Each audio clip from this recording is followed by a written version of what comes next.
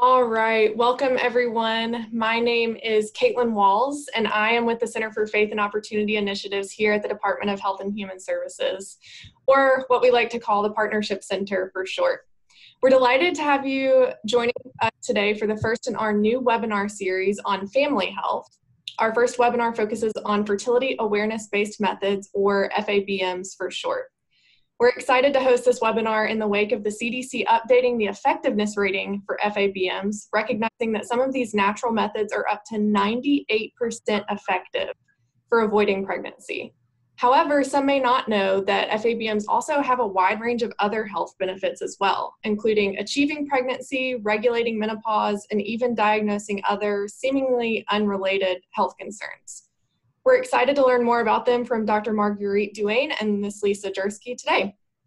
I'll hand it off to our speakers here in just a minute, but first, a few housekeeping notes before we begin. This is an educational webinar, off the record, and not intended for press purposes. If you are a member of the press, we will be happy to connect you to the press office here at HHS after the program. Please email partnerships@hhs.gov if you wish to be connected. If you're having difficulty hearing us clearly, you may find it helpful to call into the number on your screen rather than listening through your computer. We've found that sometimes helps with sound quality. Also, please note that this is our first webinar on the Zoom platform, so any challenges that you experience, please let us know through the chat feature and we'll do our best to address those as we adjust to this new platform for our office. Be on the lookout for a follow-up email in the next day or so. We'll be sending a link to a recording of today's webinar along with several resources, including a copy of the slide deck. If you have any questions, you can email us at partnerships@hhs.gov, and that's partnerships with an S on the end. And finally, we do have a full program today and may not have time for many questions at the end. That said, we are eager to share your comments with our presenters, so please make comments and share your thoughts through the question box, also seen on the right-hand side of your screen. If you'd like to go ahead and use that question box to share the city or state you're listening from, we'd love to see it. Before we turn to our first presenter, I'm excited to welcome our Deputy Assistant Secretary, Dr. Diane Foley, to share with you a little bit about our presenters. Dr. Foley? Thank you, Caitlin, and welcome everyone. I want to join with Caitlin in welcoming you to this webinar, and again, very excited for the experts in fertility awareness-based methods that will be speaking to you over the next few minutes.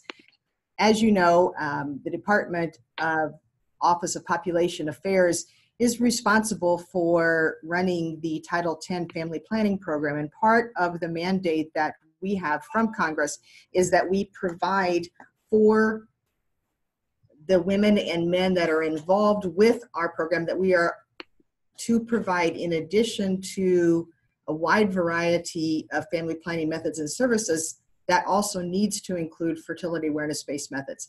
And so we are very excited to, again, increase this emphasis on this area, and I look forward to hearing what these women have to share with us over the next few minutes. I'm going to introduce them briefly, and then they will take it from here. First of all, we're going to be welcoming Dr. Marguerite Duane. She is a board-certified family physician and serves as adjunct associate professor at Georgetown University. There she directs an introductory course on natural or fertility awareness-based methods family planning. She's also a physician with Modern Mobile Medicine, which is a direct primary care house calls-based practice serving patients of all ages in the DC metropolitan area. She served on the board of the American Academy of Family Physicians and the Family Medicine Education Consortium. Dr. Duane is trained as a Creighton medical consultant and a Teen Star educator. She received her MD degree with recognition in primary care from the State University of New York at Stony Brook and completed her family medicine residency at Lancaster General Hospital in Lancaster, PA. Another presenter who will be joining Dr. Duane is Lisa Jersky. She is a fertility care practitioner and physical therapist at Fertility Care Center in Chicago, Illinois. She discovered Creighton Modern Fertility Care by happenstance in 2003 and feels strongly that this information is critical for women to understand so that they can make well-informed decisions related to their overall reproductive health and fertility. Since becoming a certified fertility care practitioner in 2009, she has taught over 700 women and couples how to chart and use the CRMS to postpone pregnancy, to achieve pregnancy, and to address underlying causes of infertility and recurrent pregnancy loss. we welcome you here and thank you so much for your being willing to present with us this morning. Dr. Duane. Great. Thank you so much, Dr. Foley. It is indeed a pleasure for us to be here today on behalf of FACS, the Fertility Appreciation Collaborative to Teach the Science. Again, my name is Dr. Marguerite Duane, and I am the Executive Director and co-founder of FACS, and I'm delighted to be joined by Lisa Jersky, a physical therapist and a fellow FACS speaker. We're excited to talk to you today about fertility and fertility awareness-based methods. Like many women, people may not know a lot about their cycle and why they get their period and what causes it. Many women may not really understand their period of fertility, that is, when they are capable of conceiving. Understanding our body, though, is pivotal, and to do that, learning a fertility awareness-based method can really empower women to understand their body, to identify when they may be fertile and when they may not be for family planning purposes, as well as to track the signs of their cycle to better understand their overall reproductive health. Again, I want to be sensitive to the fact that many women may not know about this, and this may be new information. Many of you may have used conventional forms of birth control because that is the only thing that's been offered to you. Some women have experienced miscarriage or struggles with infertility, and these are all very difficult issues. At FACS, our focus has always been on sharing the science underlying these methods so that we can educate our medical colleagues, who in turn can then empower women and engage men in the care of reproductive health. So, again, we are delighted to be here on behalf of FACS, which is a collaborative project under the umbrella of the Family Medicine Education Consortium, and we've developed this presentation in partnership with Natural Womanhood, an organization dedicated to educating and empowering women with knowledge about their body. As a brief disclaimer, this presentation is designed to provide an introduction to fertility awareness-based methods and the science underlying them. It is not designed to teach you how to use these methods or to teach them to others. At the end, we provide a list of national FABM educators who can provide both teacher instruction as well as client education. These resources are also available on our website, factsaboutfertility.org. Specifically, Lisa nor I have any relevant financial disclosures. Before we begin, I always like to ask the audience, what do you know about fertility awareness-based methods? Or if you hear the term natural family planning, what do you think of? Please go ahead and use the chat box and type in the comments. Perhaps you know a specific method. Perhaps this is the first time you're hearing about this. Perhaps this is something that your parents use successfully or friends have used it to help get pregnant. Again, we're really interested to understand what your basic understanding is of fertility awareness-based methods. While you're typing, I'm just going to go over briefly what we plan to cover today. We will begin by talking about fertility awareness charting and how women can chart specific signs of their cycle to identify where they are and whether or not they may be fertile. We're also going to talk about how fertility awareness-based methods can be used to address a range of women's health issues, everything from premenstrual syndrome to infertility to endometriosis and more. We will also talk about the evidence for fertility awareness-based methods when couples choose to use these methods to postpone or prevent pregnancy, as well as if they'd like to use these methods to achieve pregnancy. Then I will hand it over to my colleague, Lisa Jersky, who will talk with you about how you can choose which method may be best for you. Interestingly, many women and men may not know that there are a multitude of fertility awareness-based methods available that are based on solid scientific evidence for use. Finally, we will conclude by talking about how natural methods can affect relationships that couples may be in when they use a fertility awareness-based method. So what is charting? Charting is a method in which women and couples can track daily observable signs of the female cycle to identify where she is in her cycle and whether or not she may be fertile. This can be empowering information for women of all ages, whether they're adolescents who have only recently started cycling or women entering the perimenopausal years to better understand those challenging hormonal transitions. Through charting, women can learn a great deal about their bodies and develop a better understanding of their overall reproductive health. For example, If a woman has experienced recurrent miscarriages, there may be signs in her chart that suggest potential causes that may be treatable. Observing and charting your unique signs of fertility is a daily commitment, which offers a gradual understanding and an appreciation of how your body works and what to expect with the cyclical changes. For example, how many of you women know when your next period will be? Or better yet, what even causes a menstrual bleed? I'll give you a hint. It's the key event that occurs in the woman's cycle, ovulation. Ovulation is the key sign of women's health. And if a woman is not ovulating, she will not in fact have a period. She may experience other symptoms of bleeding or withdrawal bleeding, but ovulation is what allows a woman to experience her normal menstrual bleed. Again, we realize many of you may be very unfamiliar with fertility awareness-based methods. Some of you may have been given conventional forms of birth control to address a range of reproductive health issues, and this may minimize the cyclical changes that you can see. However, we're glad that all of you are here because we want you to know about your body, the way it's designed to function, and how you can learn to chart your cycle to better understand your overall reproductive health. By charting your key signs of fertility, you can also learn how you can achieve pregnancy as well as prevent pregnancy, depending on your family planning goals. What's important to understand is that there are exactly 3 key components that are needed to conceive a baby.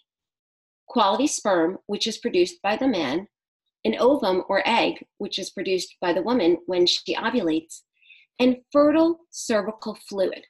Now, many people know that you need a sperm and an egg, but most people may not realize that fertile cervical fluid is essential for the couple to become pregnant because it allows for sperm survival and allows for fertilization of the ovum to occur. This clear, slippery, or stretchy type fluid appears similar to raw egg white, indicates when the woman may be fertile. These 3 components are simple to understand, but powerful information because the presence of each is necessary for pregnancy to occur. So, how can a woman identify when she may be fertile and when she is not? Again, through charting, which helps women identify the different phases of her cycle. To help you understand the different phases of the woman's cycle, it may be helpful to compare these phases to the seasons of the year. For example, when a woman's period ends, a new cycle begins.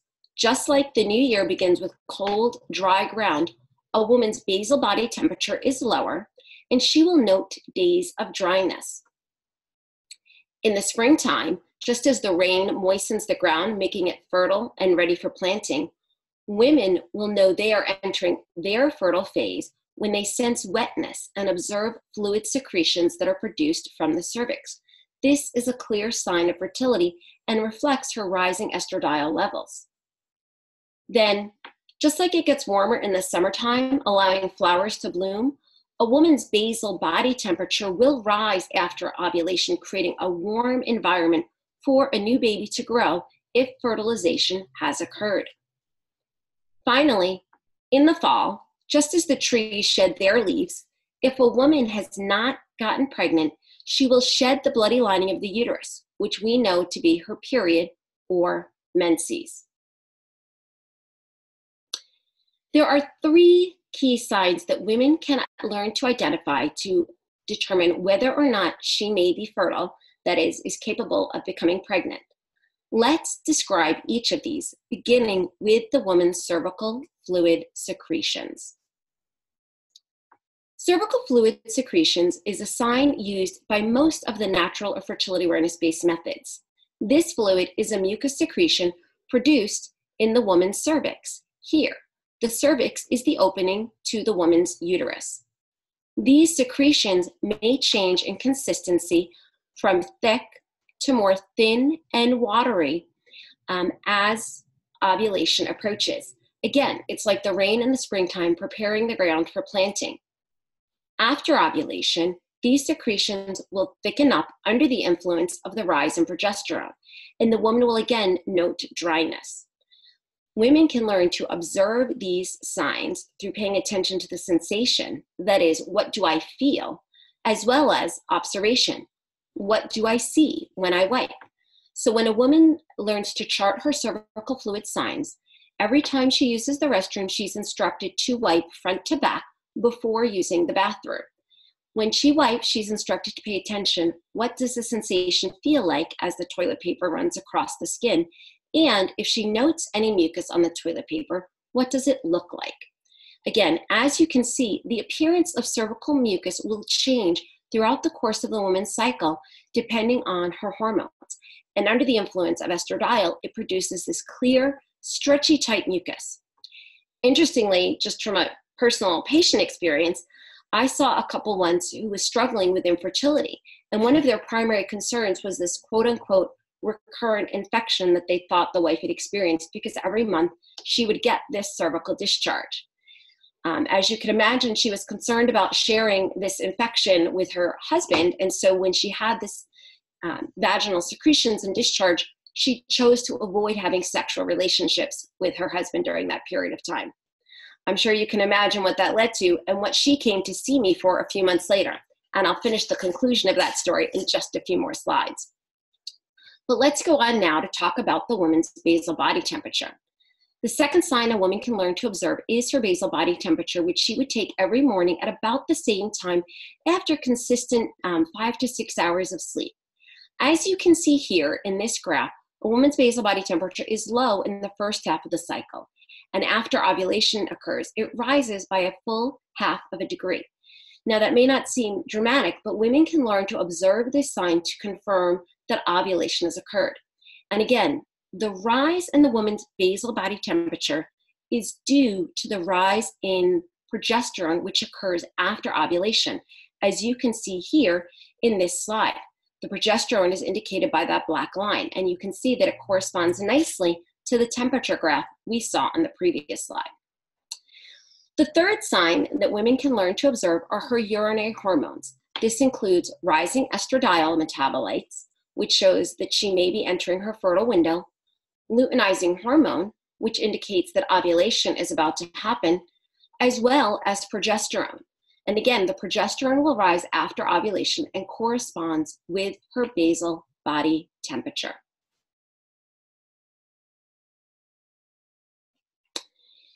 Now that you understand the three signs, let me just show some of the tools that women can use. What you see here is a picture of a clear blue fertility monitor, which is what women can use to measure the LH hormone and estradiol metabolites in the urine. There are other devices that can be used by women to detect the progesterone.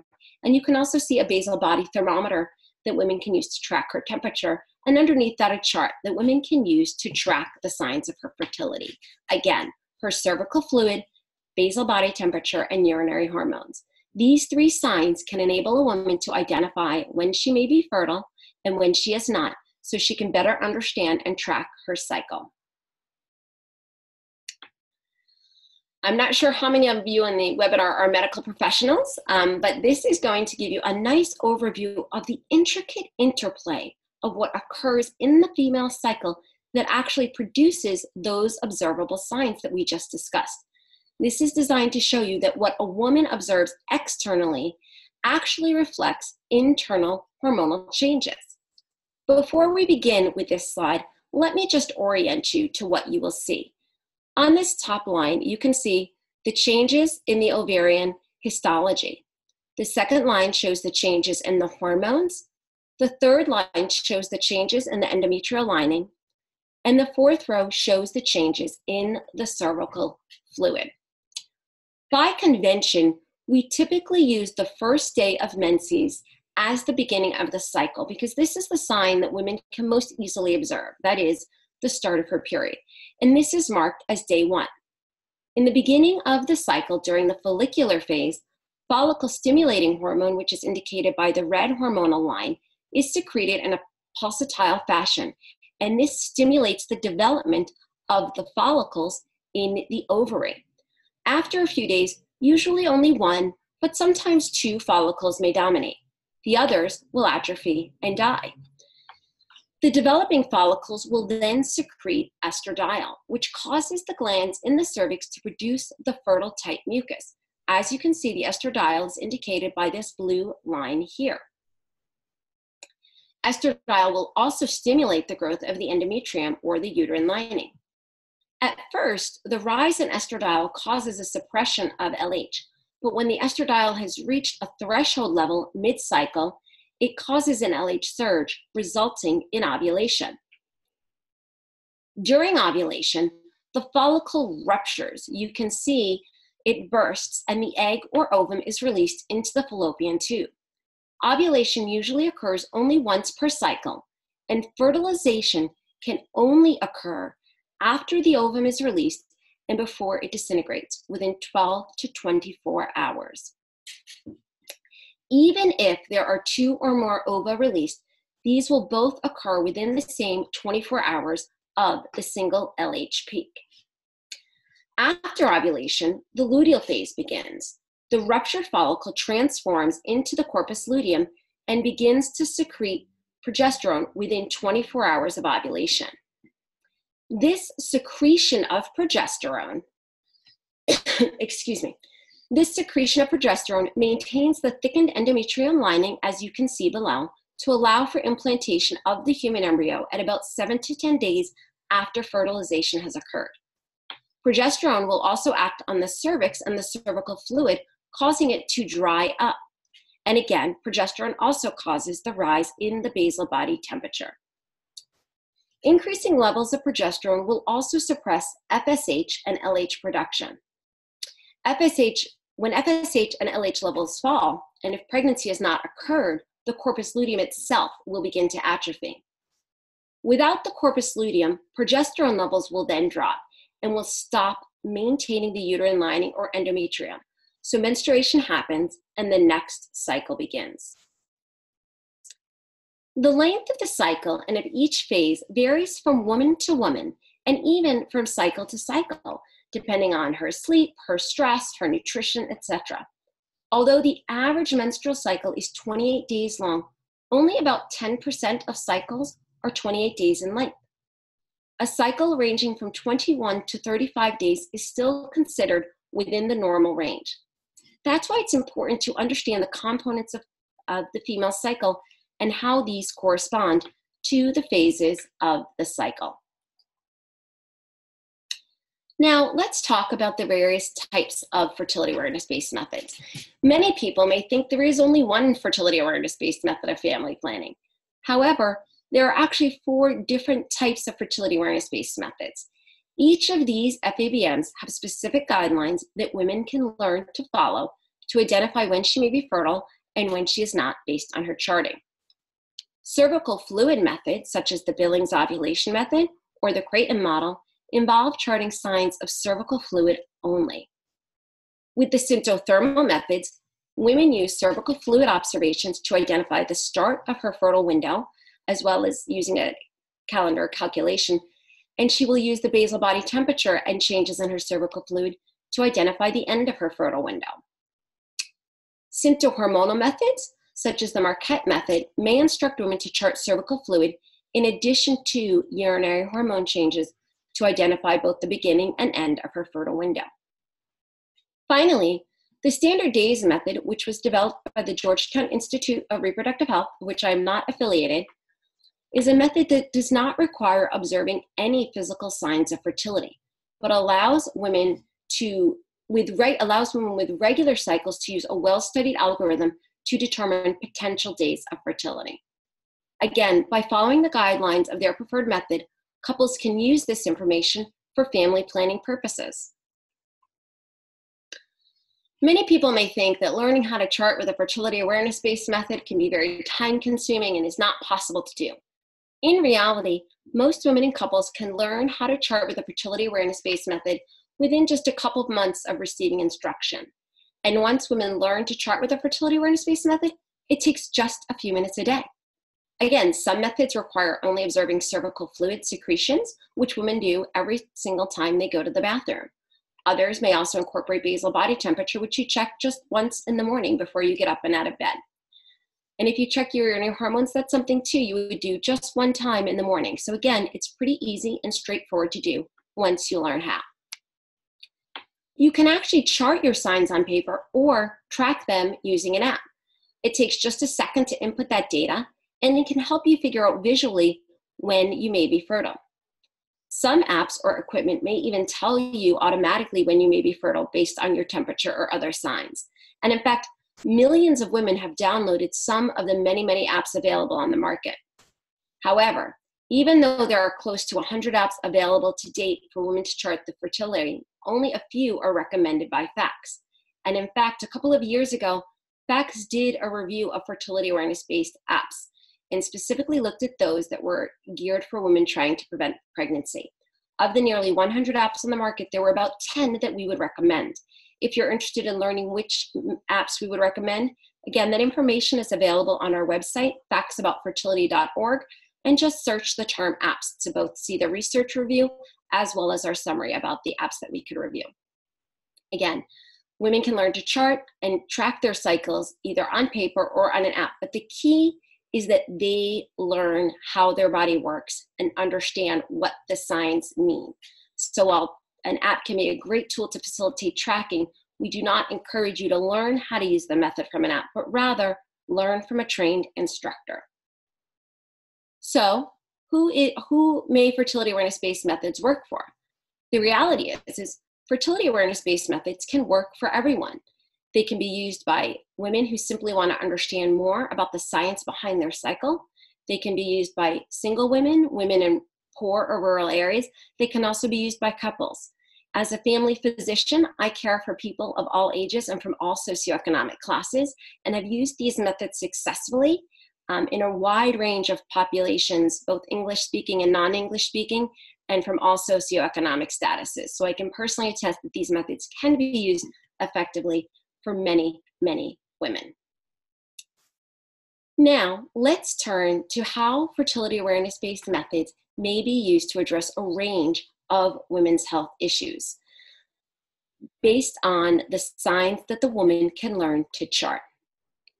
Many women today experience a range of symptoms that affect their cycle and that can affect their overall health, such as polycystic ovarian syndrome or PMS, painful or irregular periods, postpartum depression, and even infertility.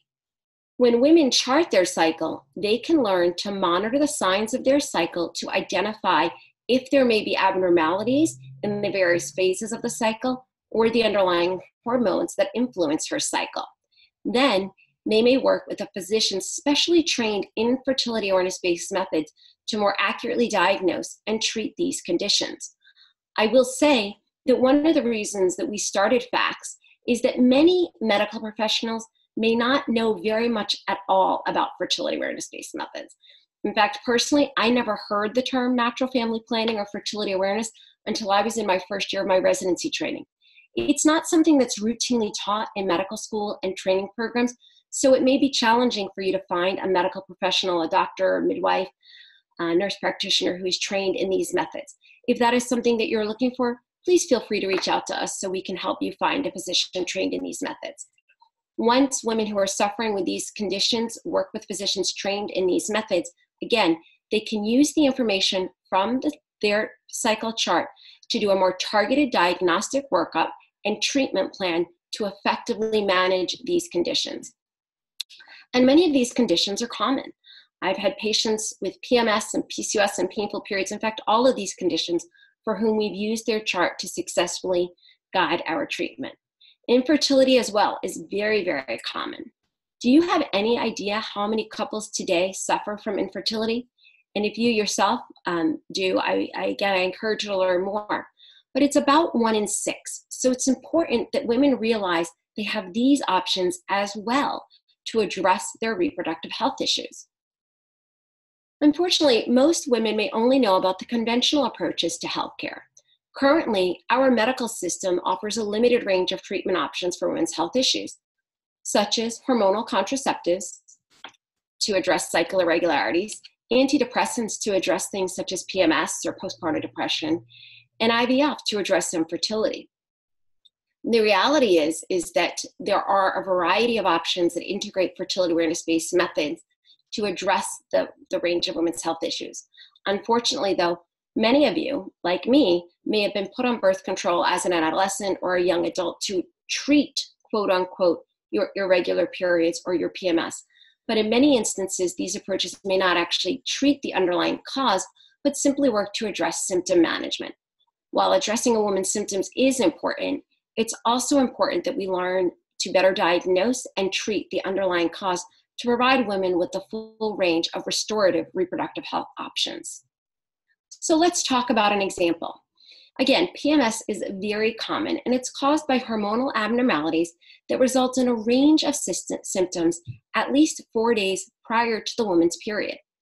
By charting her cycle, it is possible to do a targeted hormonal evaluation to treat this condition effectively with appropriate hormonal support. For example, I saw a patient who'd been suffering with PMS for about a decade. Like many women, she had been given hormonal birth control, which did not help her and in fact made her symptoms worse throughout the course of her cycle. So her doctor switched her to antidepressants, which seemed to help her symptoms, but she described it made her feel like a zombie most of the time. When she came to see me, she was looking for something else, something to really get at the root cause. And we had her chart her cycle, did a targeted hormonal analysis, and identified a key hormone that she was not producing in sufficient supply.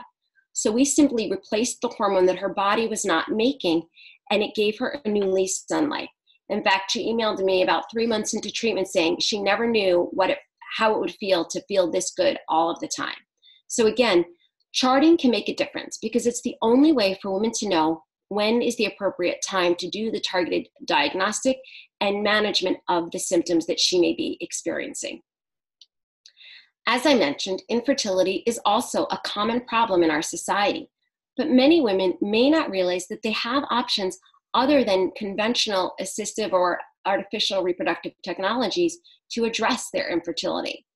For example, the founder of the Creighton model developed natural procreative technology, which is a new approach for women's reproductive technology.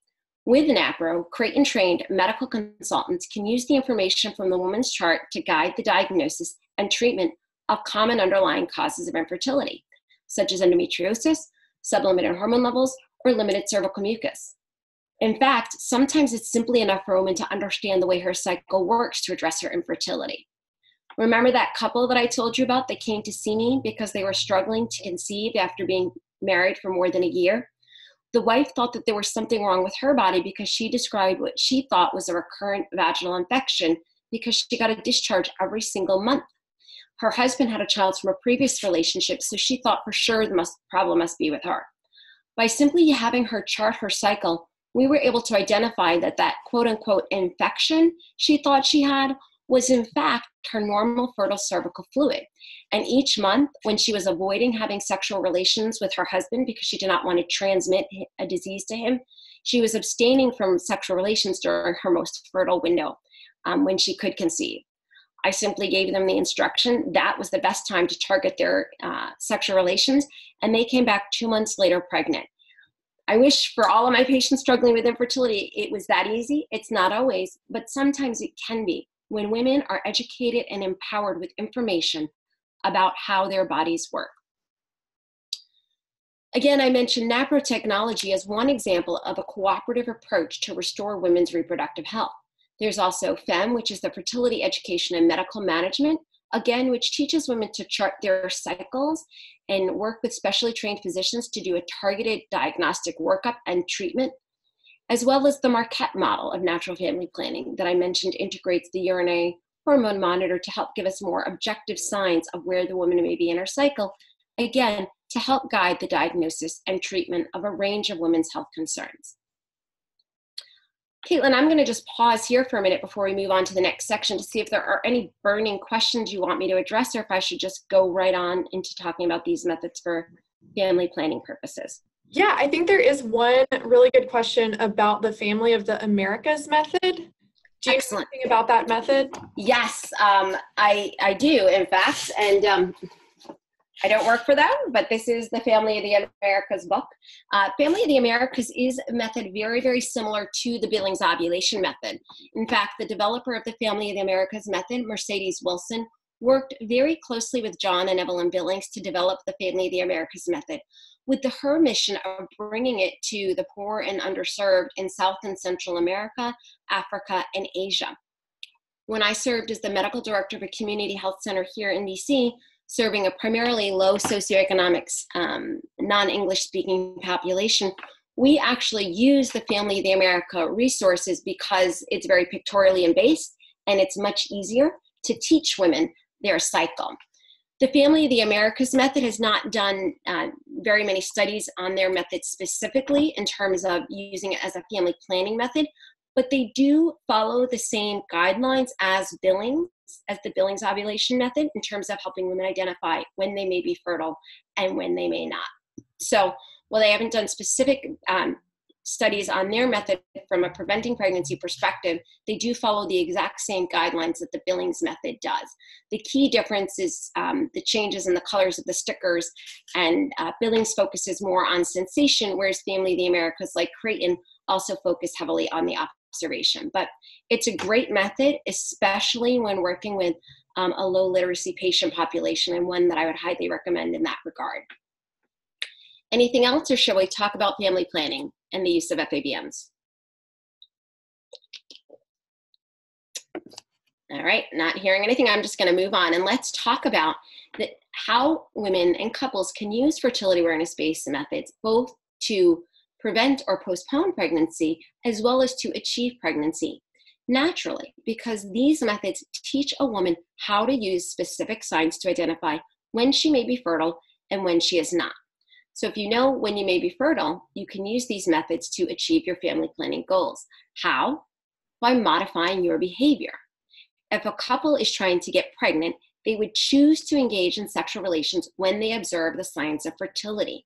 Again, that cervical mucus secretions that's clear, stretchy, or slippery, or rising estradiol metabolites on the urinary hormones. If a couple wants to avoid pregnancy, couples would normally choose to not have sexual intercourse or genital contact during their fertile window. Now, some people ask, well, can you also use barrier methods during the fertile window to prevent pregnancy? Certainly, every couple can choose to use that, but what I will say is that the studies of the effectiveness of fertility awareness-based methods to prevent pregnancy, in almost every single one of those studies, couples did use abstinence during the fertile window to prevent pregnancy. Only in the study of the symptothermal method did couples use condoms. And it's important to note that the condoms have their own effectiveness rate when they may or may not be effective, but the only time condoms are going to fail is when they are used during the fertile window. So certainly it's the patient's choice. When couples use a fertility awareness-based method with a barrier method such as a condom, we refer to this as a fertility awareness combined approach. Again, though, the studies of effectiveness of these methods from preventing pregnancy have almost always been done in which couples avoided sexual relations during that fertile window. So how does this work? It works by teaching women to observe her key signs of fertility to identify when she may be fertile. One thing to note is that men are almost always fertile because once they go through puberty, they can produce sperm on a daily basis. Although it is rare, sperm can live in the fertile cervical mucus in a woman's cervix for up to 5 days. So in the presence of fertile cervical mucus, sperm can survive for 3 to 5 days. In the absence of fertile cervical mucus, sperm will actually die within the woman's reproductive tract within about 6 to 12 hours. Once a woman ovulates, again, she will only ovulate one time each cycle. And once the egg is released, it will only survive for up to 12 to 24 hours.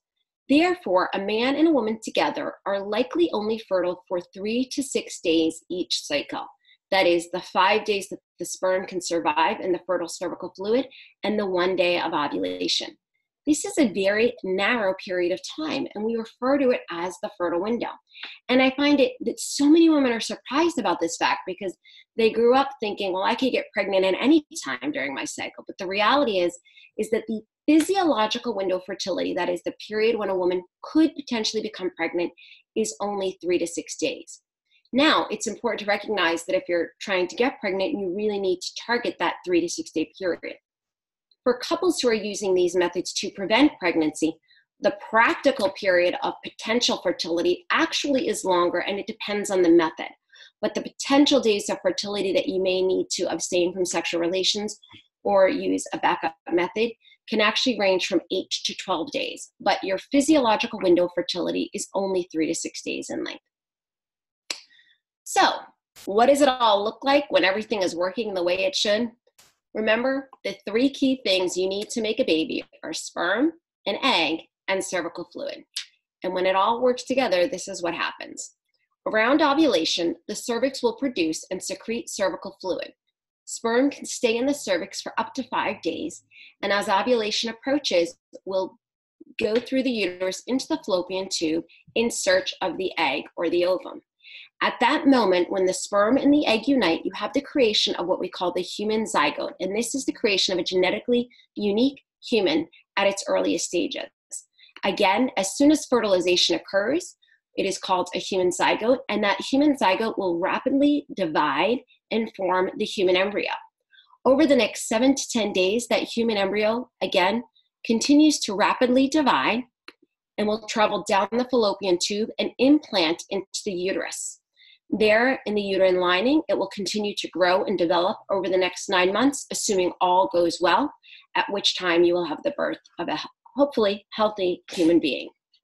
And that's when everything is working properly. So, how effective are FABMs when they're used to prevent pregnancy? This is a really important question to answer because if they don't work, you will not want to hear about it. Let's look at the evidence. But before I do, I would like you to just put in what you've heard about the effectiveness of fertility awareness-based methods, how effective they are for preventing pregnancy. As Caitlin mentioned at the beginning, the CDC has just recently updated their effectiveness rates, and we are delighted to see this. This table looks at the effectiveness rates for 4 commonly used fertility awareness-based methods: the Billings ovulation method and the Creighton model, which are both cervical fluid-only methods, the symptothermal method, as well as the symptohormonal method. These effectiveness rates are based on the highest quality research studies. In 2013, FACS did a systematic review of the literature using strength of recommendation taxonomy criteria to identify the highest quality research studies that looked at the effectiveness of fertility awareness-based methods. And these effectiveness rates are drawn from this study. We are delighted to see that Dr. Arrutia and colleagues from UNC did a similar study that was recently published last year. And their findings are very consistent with what we found, which is great news that there have now been 2 large systematic reviews demonstrating the effectiveness of fertility awareness-based methods. The important thing to note here are both the correct use and the typical use. With correct use, that is, when couples use the method exactly as instructed, these methods can be nearly 100% effective. However, the reality is people aren't going to always follow the rules. But even with typical use, if they forget to take their temperature one morning, or they don't make a cervical fluid observation, or they disregard one of the 4 rules that they need to follow, the failure rates or unintended pregnancy rates will be decreased. But even with typical use, these methods are more than 90% effective, and with the symptothermal method can be 98% effective. So how does this compare with conventional methods? Well, as you can see, effectiveness rates are actually about the same for the pill and better than condoms. More importantly, the World Health Organization recognizes fertility awareness-based methods as the only method of family planning with no medical side effects. Certainly, long-acting reversible contraceptives are much more effective, but this is because these do not require the patient to do anything once she has the implant placed or the intrauterine device placed. However, again, unlike birth control pills and long-acting reversible contraceptives, which may have a myriad of side effects, fertility awareness-based methods have no adverse medical side effects, and as a result, women may be more likely to continue to use them because of the benefits. So wait, what is the failure rate? I just said that these methods had unintended pregnancy rates ranging anywhere from 2 to 10%. In fact, it can be up to 14% depending on the fertility awareness-based method. Unfortunately, though, most medical professionals and many patients have heard that these methods have a 24% failure rate. That's clearly very different from what we just discussed. Again, this information, and sadly misinformation, is due to the fact that for the last 2 decades, up until recently, the CDC did only quote this one combined rate. And this 24% rate was based on the National Survey for Family Growth, in which they surveyed women and asked them, did you get pregnant in the last year? And if so, what method of family planning were you using? Regardless of which natural method a woman was using, whether it was the symptothermal method or the Creighton model or some form of a rhythm calendar method, they combined all of those into one effectiveness rate. Interestingly, 86% of the women who were surveyed said that they were using some form of a calendar calculation or a rhythm-based method, and not one of the modern methods like the Marquette model or the symptothermal method or the Billings or Creighton methods. Combining effectiveness rates is misleading because it does not allow you to see how different fertility awareness-based methods work. And again, the real unintended pregnancy rate varies based on the method, but may be as low as 2% per year. Therefore, it's important that women understand this and choose the method that's best for them by understanding the effectiveness rate for each individual method. Similarly, we wouldn't expect medical professionals to quote one combined rate for the progesterone mini pill and the progestin IUD and say, well, they all have progesterone, so it's one combined rate. Although these are all natural methods, they have different guidelines and rules for use, and women should be given information about each method in terms of their individual effectiveness rates. Now, that being said, as you recall, in order for a woman to use the method effectively and achieve closer to perfect use rates as opposed to typical use rates, it is important that she learn how to use the method from a trained instructor, that she's motivated to use the method, and that she has a partner that is supportive in her use of the method. It's like losing weight and going to the gym. You're more likely to effectively lose weight by going to the gym if you work with a personal trainer who can guide you on how to use the machines, if you're motivated to lose the weight and you have a partner or friend who's supportive in your efforts. Same is true for using, frankly, any method of family planning, but in particular fertility awareness-based methods, because these truly are shared methods of family planning.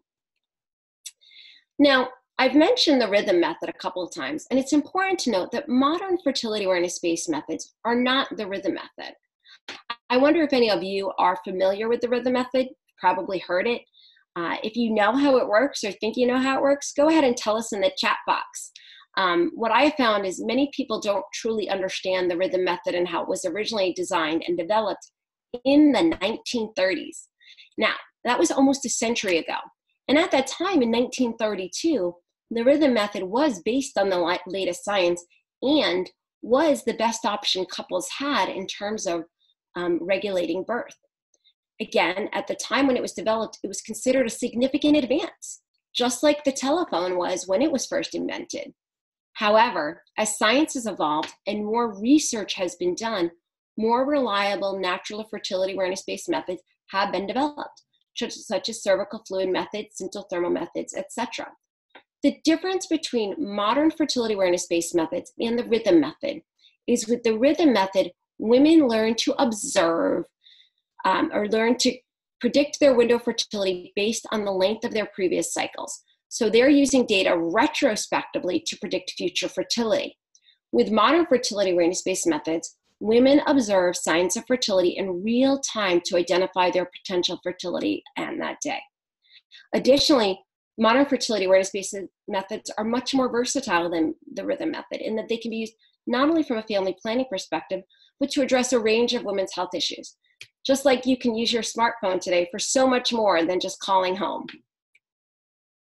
So let's talk briefly about using these methods to achieve pregnancy. Again, if couples are simply trying to get pregnant without using any form of interventions, 85% of couples can conceive within a 1-year period. There have been studies that looked at using fertility awareness-based methods such as the symptothermal method, and in this study they found that almost the same percentage of women, 81%, were able to conceive within 6 months, simply by having what we refer to as fertility-focused intercourse. In addition, these methods can be used for women who are struggling with fertility. There have been 2 large peer-reviewed studies that demonstrate how NAPRO technology, family physicians and OB-GYNs can be trained to use NAPRO to identify and treat underlying causes of fertility. In both of these studies, women were older, technically of advanced maternal age, and had been trying to get pregnant for 3 to 5 years on average. In the JABFM study of more than 1,000 couples, the live birth rate was 52.8 per 100 couples. And the Canadian study had even higher success rates with 66 live birth rates per 100 couples.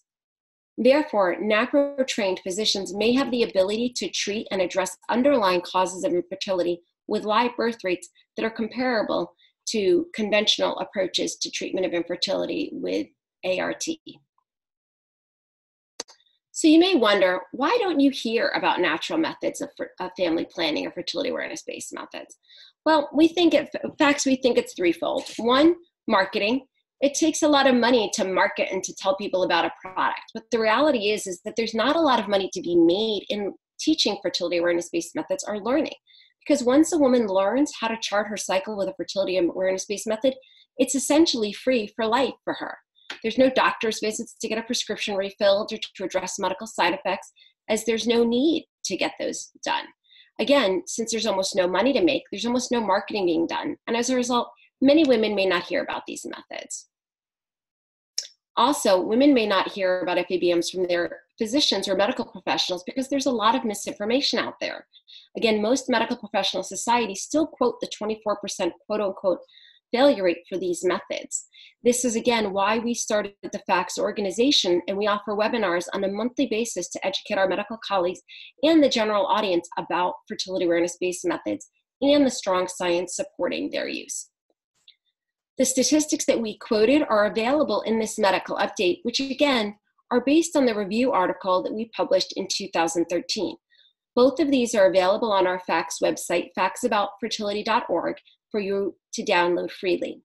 Additionally, we do have a Share the Facts folder, which includes this information, which you can receive through FACS to share with your medical professional if you're interested in doing so. At this time, I'd like to pass it over to my colleague, Lisa Jersky, so she can help you decide which fertility awareness-based method may be best for you. Lisa. Thank you so much, Dr. Duane. So in choosing a method, there's a lot of things to consider. There's a number of different methods available, and it can take some research and planning to choose the one that is going to work best for you. For example, there are objective conditions, such as cycle length, that may influence your choice. There are a number of subjective conditions, like the number of signs you wish to observe, that are a matter of preference. Many women may start with one method, but decide to use another method later on in life. And while it's fine to use different methods at different points in your reproductive life, the methods should not be mixed on a day-to-day basis. Now, in choosing a method, the first thing you want to consider is why you want to chart at this time. So what is your main reason for using an FABM? For example, if you're not sexually active and simply want to use a method to monitor your cycle, the effectiveness of a method to prevent pregnancy may be less of a concern for you. On the other hand, if you have some health concerns or want to use a method to achieve pregnancy, you may be interested in methods that have more research supporting its use in those areas. Any of the methods that involve charting cervical fluid, whether alone or in conjunction with other observations, can be helpful in monitoring overall health. And methods that help identify when ovulation may occur can be used by couples to achieve pregnancy. And as you've seen, all of the methods discussed can be used to prevent pregnancy. And as we learned before, there are different signs that you can monitor. Of course, if you simply use a calendar method, you don't have to track any physical signs. Most methods will include monitoring cervical fluid, but some will add another sign like basal body temperature. For some, it gives us more confidence and sometimes better accuracy to read 2 signs. Note that the basal body temperature, which is used in the symptothermal method, is the only sign that requires a fairly regular lifestyle and sleep pattern, because you have to take your temperature at about the same time every morning and after at least 4 hours of sleep. So for anyone who has young children, sometimes that can be a challenge. Now, none of the observations require much time from your day. More time will be required to chart and interpret your signs that you're observing. But when charting becomes a habit, it takes about as much time as brushing your teeth.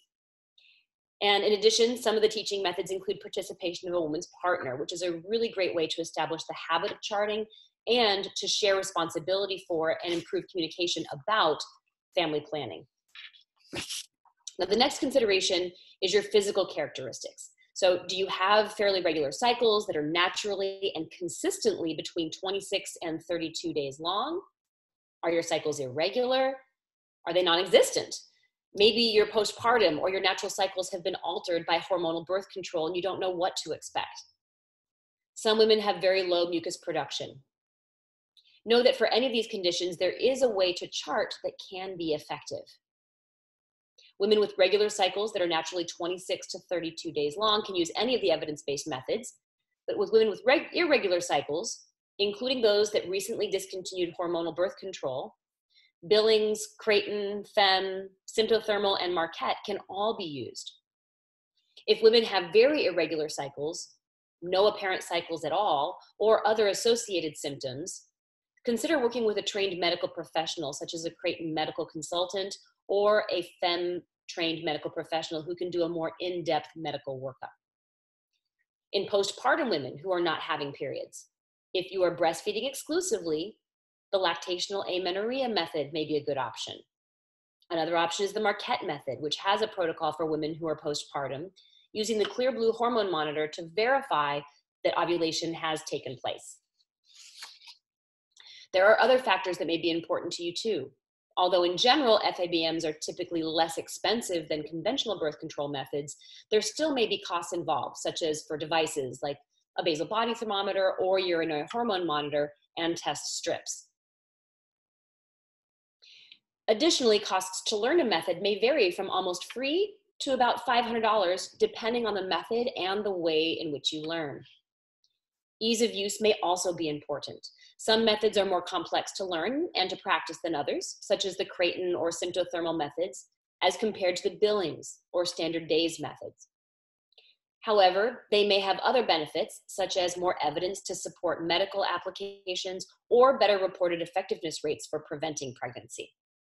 Now, some methods may involve more technology, like Marquette, with the urinary hormone monitor, or the Symptothermal method, which requires the use of a basal body thermometer.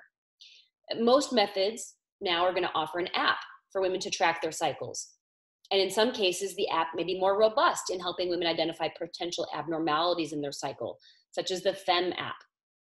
Also, while using an app may make charting easier, women are smart and capable and can and should still learn to understand their cycle on their own. FACS has done a review of the apps, and the majority are not recommended for use if a woman is trying to avoid pregnancy, including the Natural Cycles app, which received FDA approval as a contraceptive app in 2018. The Natural Cycles app requires no education or training, and therefore may be less effective than methods that also offer apps, but are preceded by training from an experienced instructor in that given method. Finally, it's important to consider how you would most like to learn a method. More and more methods are available with online instruction, but if you prefer in-person training, check who's available in your area. The FACS and Natural Womanhood websites provide lists of the various methods and organizations which you can use to find information about courses. Some will need or prefer training in a language other than English, which may be available depending on the method again. Some people may prefer a class with a faith component, such as the Symptothermal classes taught by the Couple to Couple League. Now, the Symptothermal method is also taught by a variety of teaching organizations, so it's easy to find secular classes as well. Now, whether you prefer to learn in person or online, we do not recommend learning on your own, even if you are very motivated to achieve or avoid pregnancy. While learning from a trained instructor requires an investment of your time and money, it may well be worth it, as almost all of these methods have only been shown to be effective when couples learn how to use them from a trained instructor. Therefore, we do not recommend learning on your own or via an app. And finally, although this next slide here may seem a bit overwhelming, it's designed to illustrate that there are multiple methods available for various situations. We recommend that you begin by identifying your 3 to 4 most important considerations and then work by elimination. For example, if I have irregular cycles and I also have an irregular sleep schedule, when I like to dot my I's and cross my T's. I would prefer more of a double check method in that case. This would point to a method like the Marquette model. Perhaps maybe having a double check method is not as important, but you do have limited time or financial resources to learn a method. In that case, billings may be a better option for you. Or perhaps you have a health condition and you are working with a physician or other medical professional who is very knowledgeable about fertility awareness. He or she may have a preferred method, such as the Creighton model or FEM. And of course, talk to your partner when choosing a method, as it's helpful to have their support. And men can even play a very valuable role, either in facilitating your use of the method or by reminding you to check your signs, or even by writing down your observations for you. This is something that my husband and I used early on in our training, and it was invaluable. I think that men can sometimes be very visual learners, and they learn by doing. And so it really helped his understanding to be writing things down at the end of every day. Now, additionally, we encourage you to talk to FABM or NFP teachers in your area, or even friends of yours who are experienced in using a method, as they can help you. And then finally, be sure to visit the FACTS or Natural Womanhood websites, where you will find more information about each of these methods, and even a quiz that can help you decide which method to use. Now let's take a quick look at how FABMs may affect relationships. In a multinational prospective study of more than 2,500 symptothermal method users, which was published in March of 2017, the divorce rate was found to be less than 1%.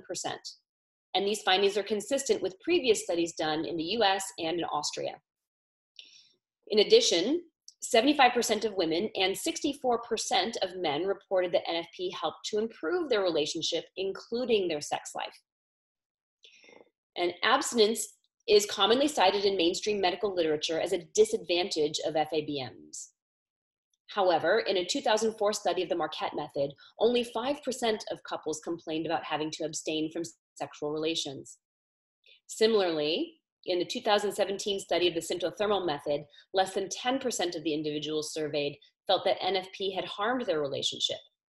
And 3/4 of women and men said that they were very satisfied with the frequency of sexual intercourse. So here are just some of the ways that FABMs improve relationships. First, through improved communication. Couples who use FABMs had become more open to discussing a variety of topics, such as sexual intercourse, fertility, and child rearing, as these are integral to using natural family planning successfully. And I always joke, if you can talk about cervical mucus, you can talk about anything. Now, FABMs will also create a sense of shared responsibility, and respondents talked about a sense of shared fertility with their spouse. Women do not bear the full responsibility for preventing or planning a pregnancy. And finally, FABMs increase mutual respect. Women report feeling more respected and less used. They also experienced greater respect for and pride in their partner. And then ultimately, FABMs increase people's appreciation of sexuality. Periodic abstinence enhance their anticipation, thus increasing their enjoyment. Other studies show that couples who use FABMs have intercourse at least as often as couples using birth control. And couples using FABMs report that their sex life is more fulfilling. Now, a final few points about learning FABMs. The first thing, we've mentioned this on a number of occasions in this presentation, is learn from a trained instructor. Now, why do you think this might be important? Now, I think a lot of people here think that it probably would be a good idea, for example, to take driving lessons before getting on the road. Or if a woman is going to breastfeed, they would want guidance to get it right from the start, even though it's a very natural process. In a similar way, you don't want to start using FABMs without working with an instructor. Every woman is different and every woman's chart is different. Also, just like the best time to learn about breastfeeding is before you need to know how to do it, like before the baby is born, the same is true with FABMs. The best time to learn is before you become sexually active.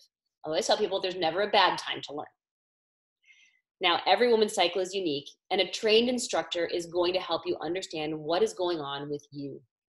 A trained instructor will also help you to be more exact and precise about the time of fertility, so that if you're trying to postpone or avoid pregnancy, the period of time of abstinence is reduced. And again, Similar to breastfeeding, for some people it will come very easily and they may need minimal support. Other women may experience challenges such as irregular cycles, daily discharge, or chronic discharge, for which more guidance from a trained instructor is critical. Now, this next page is a picture of the FACS shared decision-making tool, which highlights key features of the different methods. And FACS is currently conducting research to determine if this tool is effective in helping women and couples choose the FABM that is best for them. And once that research study is completed, the final version of the tool will be available on the FACS website. All right, now to learn more about any of these methods, please visit the FACS About Fertility website, where we have patient information materials on each of the methods, as well as links to the individual teaching organizations. Now, finally, I want to thank you very much for joining us today. And if you have any questions, I think Dr. Duane and I will be able to stick around to answer a few questions. But if you want to learn more about the FABMs, stay up to date on the latest research, please visit our websites, subscribe to the blogs, or join the FACS organization. Thank you so much. Great, and I would just like to close us out. I'd like to note that Christina Curso has a comment in the chat box saying that her organization at Morningstar OBGYN has been able to successfully bill the education for fertility awareness-based methods to insurance. So if you would like more information about that, I assume you can just look up Morningstar OBGYN and get in contact with them that way. Also, someone had a question about how to find the recommended apps on the Facts About Fertility website. Dr. Duane? Oh, I believe you're muted. Thank you. Yes, if you go to the main page and just search apps, that should bring you up to our blog about it, or you can just email me at info@factsaboutfertility.org, and I'm happy to send that to who's ever interested. We're also going to send a follow-up email, so we'd be happy to include the recommendations in that. Excellent. So thank you so much, Dr. Duane. Sure. Can I just wanted to make one other point with following up on Christine's. I will say I recently testified before the Maryland State Legislature about a year or two ago, and they've now passed legislation for fertility awareness-based method training to be covered through insurance, at least in Maryland. So that is something people could potentially bring to their states as well. And finally, I was looking through the comments. I noted a couple of questions about teaching in pregnancy centers and teaching adolescents. And so I would say there are programs such as Teen Star and Teen Fem, which is really geared towards teaching the younger population about charting their cycle. Not so much from a family planning perspective, but more just for a fertility appreciation perspective, so they can understand the way their body is designed to work, when they're going to get their period, what that discharge is. So any of those programs would be great resources for people to look into more. And again, if anyone has any questions more specific, they can feel free to reach out to me directly at info@factsaboutfertility.org. Great, and I see where Christine just shared her contact info in the chat box. If you don't get that before we close this webinar out, I will share it in the follow-up email as well. So if our presenters don't have anything else to say, I will close us out. Thank you so much for presenting for us today, Dr. Duane and Ms. Jersky, and I want to personally thank you for launching our new Family Health webinar series. This was a wonderful first edition. Thank you. A link to the recording in a day or so. Also, be sure to check out our next webinar. We're going to have registration up for that soon. Healthy Tips and Tools for Back to School, where we will get a chance to hear from Dr. Robert Redfield, who's the director of the CDC. It's a really big deal that he is making time in his schedule to speak with us, so that's great. I just wanted to add health checklist. Yeah. Sorry, I just wanted to add, Caitlin, if people would like to see this webinar again or similar webinars that we have for medical presentations, we do offer these through our factsaboutfertility.org website. We're finishing up for the spring season, but we'll start again in August. So feel free to visit our website and share that information with friends, and especially with any medical colleagues, because that's our main mission, is to get this information to medical colleagues. We do it both via webinars and live conferences, and our next conference will be in Dallas on Saturday, October 12th. And again, information about that is available at our website. Great, yeah, and I would also like to plug the Fifth Vital Sign webinar that they do, because it's the most interesting thing to me that fertility awareness-based methods can help identify underlying health concerns. I think that's really neat, and it's a really useful tool for women. And that's a webinar that FACTS does as well. So thank you for taking time out of your busy day to be with us, and please share your new knowledge broadly and keep in touch. And if you're not on our mailing list, please email us at partnerships@hhs.gov. That's all for us today. Thanks for being here, and we hope you have a good and fruitful rest of your day. Bye. Thank you. Bye-bye. Bye-bye.